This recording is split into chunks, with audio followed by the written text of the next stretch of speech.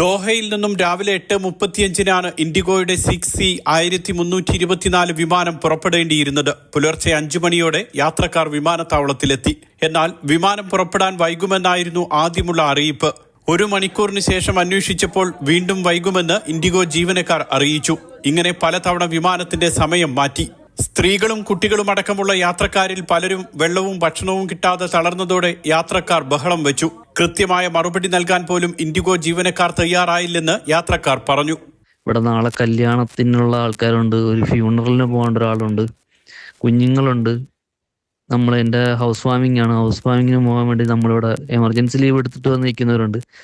അവർ just നമ്മൾ ചോദിക്കുന്ന ഒരു കാര്യത്തിനും സ്പെസിഫിക് ആയിട്ടുള്ള മറുപടി പറയുന്നില്ല. ഇന്ന് തരാം, നാളെ തരാം.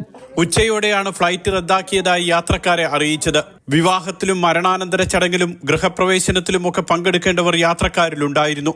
ചുരുങ്ങിയ ദിവസത്തെ അവധിക്ക് നാട്ടിലേക്ക് പോകുന്നവരും പ്രതിസന്ധിയിലായി. വൈകുന്നേരത്തോടെ യാത്രക്കാരെ ഹോട്ടലിലേക്ക് മാറ്റി. സാങ്കേതിക തകരാറാണ് പ്രശ്നമെന്നും നാളെ രാവിലെ 8:30 വിമാനം പുറപ്പെടുമെന്നുമാണ് പുതിയ അറിയിപ്പ്. Mathrubhumi news, Qatar.